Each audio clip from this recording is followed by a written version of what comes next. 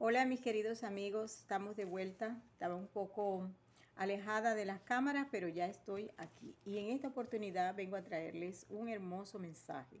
Y voy a comenzar este video con un versículo de la Biblia que se llama en el libro de Romanos 10, en el versículo 17.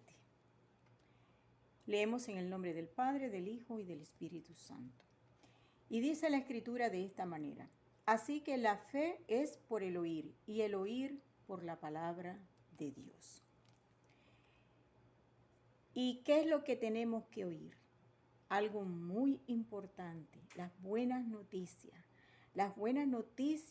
de salvación. Y estas son las buenas noticias. Y se encuentran en 1 Corintios 15, exactamente en el versículo 3 y 4. Este es el verdadero evangelio que debemos oír y debemos creer. No solo oír, sino también creer. Y dice de esta manera: porque primeramente os he enseñado lo que asimismo recibí, que Cristo murió por nuestros pecados, conforme a las Escrituras, y que fue sepultado y que resucitó al tercer día, conforme a las Escrituras. Este es el evangelio de vuestra salvación. Esto es lo que debes oír, pero también debes creer en el corazón. No aquí, debe bajar aquí para que puedas entrar por medio de tu fe a la salvación. En Efesios encontramos una palabra muy poderosa y está en Efesios 1, en los versículos 13 y 14. Y dice lo siguiente: en él, en Cristo, también vosotros, habiendo oído la palabra de verdad, el evangelio de vuestra salvación, y habiendo creído en él, fuisteis sellados con el Espíritu Santo de la promesa, que es las arras de nuestra herencia hasta la redención de la posesión adquirida para alabanza de su gloria.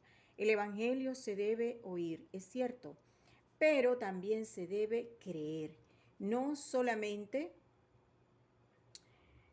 hay 3 pasos que debemos hacer para entrar a la salvación. El primer paso es oír el evangelio. El segundo paso es creer el evangelio.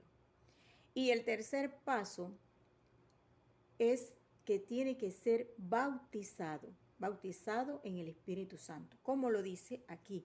En él también vosotros, habiendo oído la palabra de verdad, el evangelio de vuestra salvación, y habiendo creído en él, fuisteis sellados. El último requisito: debemos ser sellados. Primero creer, primero escuchar, luego creer, y luego debemos ser bautizados, sellados. También hay algo muy importante en la Biblia que debemos resaltar, y es que toda persona, para entrar a la salvación, también debe nacer de nuevo. Pero esto no lo hace la persona sola. Esto lo hace Dios. Dios nos hace nacer nuestro espíritu, que está muerto por haber cometido el primer pecado. Es Dios quien lo hace volver a la vida. En Juan 3 hay una historia, una conversación del Señor Jesucristo con Nicodemos. En Juan 3:3. Y se las voy a leer. Había un hombre de los fariseos que se llamaba Nicodemo, un principal entre los judíos. Este vino a Jesús de noche y le dijo: Rabí, sabemos que has venido de Dios como maestro, porque nadie puede hacer estas señales que tú haces si no está Dios con él. Respondió Jesús y le dijo: de cierto, te digo que el que no naciere de nuevo no puede ver el reino de Dios. Nicodemo le dijo: ¿cómo puede un hombre nacer siendo viejo? ¿Puede acaso entrar por segunda vez en el vientre de su madre y nacer? Respondió Jesús: de cierto te digo, que el que no naciere de agua y del Espíritu no puede entrar en el reino de Dios. Entonces, debemos escuchar el evangelio, debemos creer el Evangelio, debemos ser sellados con el Espíritu de Cristo. Debemos también nacer de nuevo.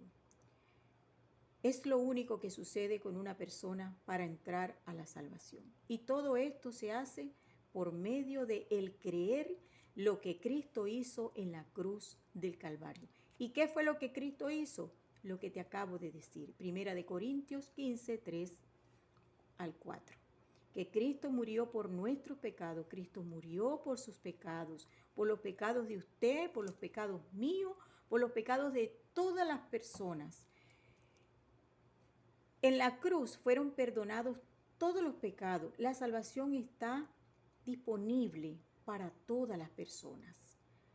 Se sabe que muchas personas no están hoy día interesadas en la fe, no están interesadas en las cosas que Cristo hizo en la cruz, no están interesados en el destino que tomará su alma. Eso lo vemos claramente. Pero el Señor murió en la cruz hace 2000 años para pagar los pecados de usted, los míos y los de todo el mundo. Cristo pagó por nuestros pecados en la cruz conforme a las Escrituras. Él murió, Él dio su vida y derramó su sangre para que nosotros fuésemos justificados ante el Padre. En Marcos 1:15 hay un versículo que nos muestra que cuando el Señor Jesucristo comenzó su ministerio en la tierra, Él comenzó diciendo 2 demandas.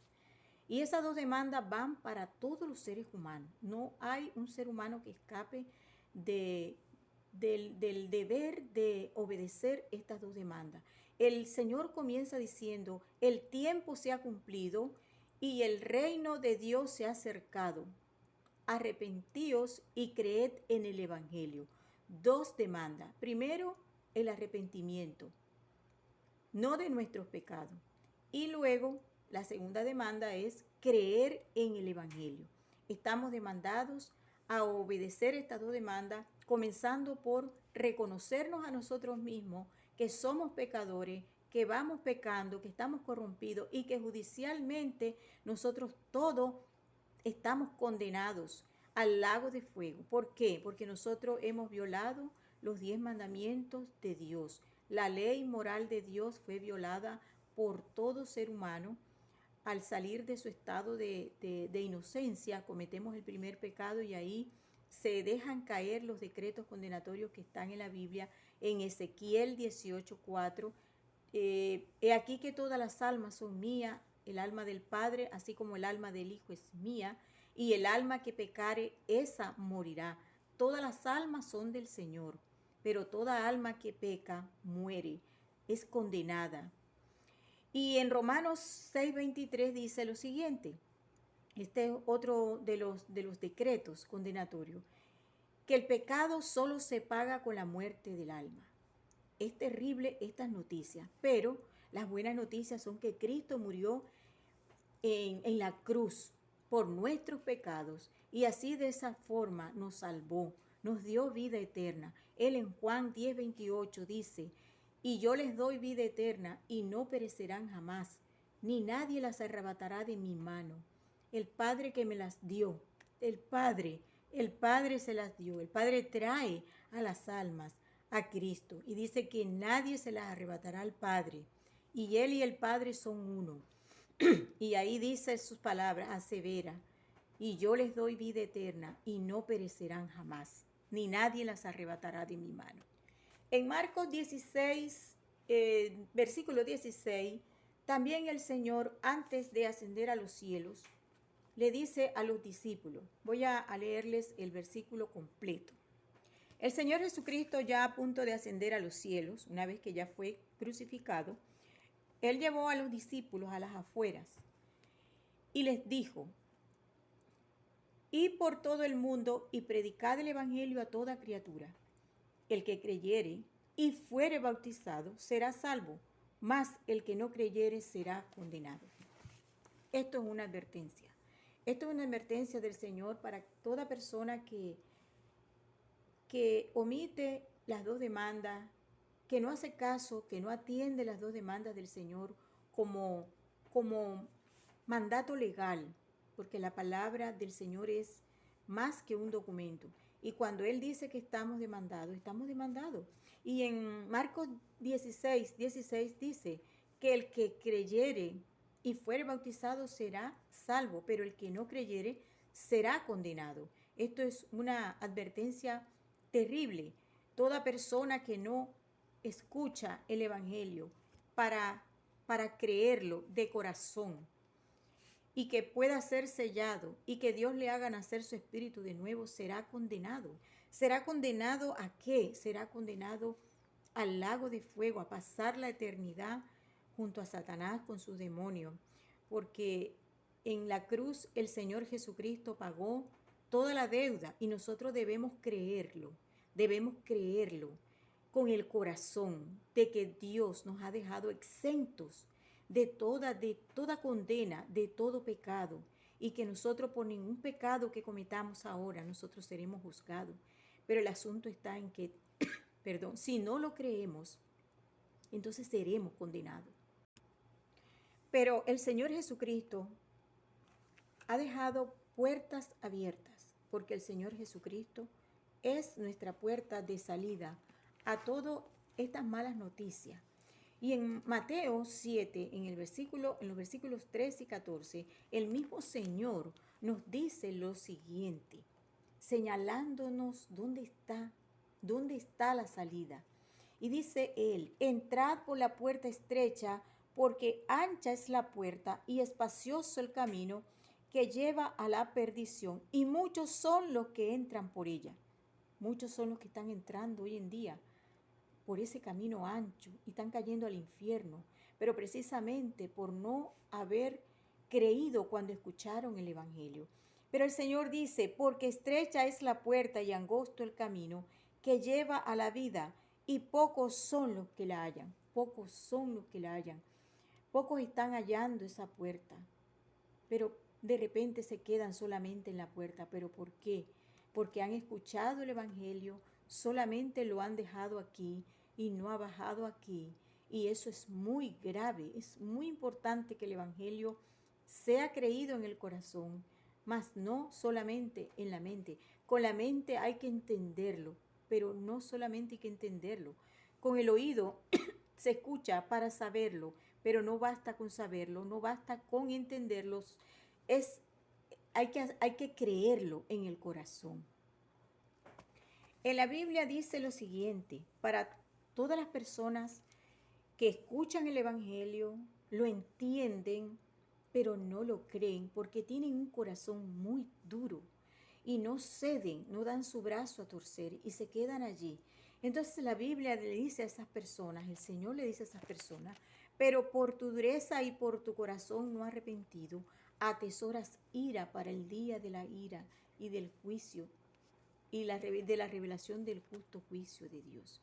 Pero por tu dureza y por tu corazón no arrepentido, tu alma no arrepentida, tú vas a ser condenado. Es necesario, es urgente que te reconozcas en esos estados terribles en que te encuentras. Estás muerto espiritualmente, principalmente.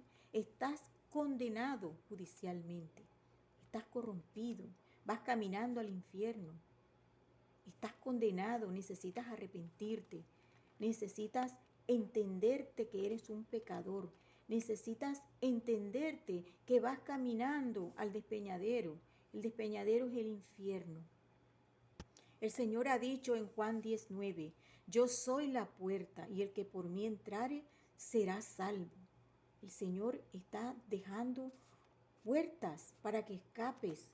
No tienes que ser condenado, no tienes que ser lanzado al lago de fuego, no tienes que ir al infierno cuando mueras a hacerle compañía a los demonios de Satanás. No tienes que ser torturado en el infierno para luego ser sacado ante el gran trono blanco, porque hoy quien es tu Salvador, en ese momento en que estés ante el gran trono blanco, el juez ya no es el Salvador, sino es el juez, Jesucristo mismo, mandándote al lago de fuego. Tú solito estarás allí, allí no estará tu familia, allí no estará tu esposa, allí no estarán tus hijos. Tú solo pasarás a la eternidad. Tú en estos momentos eres una persona natural, un muerto espiritual.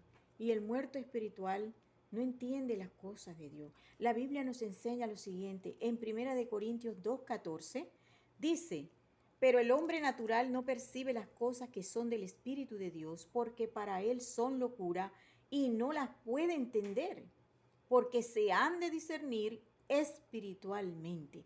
Mientras tú seas un hombre natural, muerto en el espíritu, mientras tú estés muerto en tu espíritu, ¿qué va a pasar?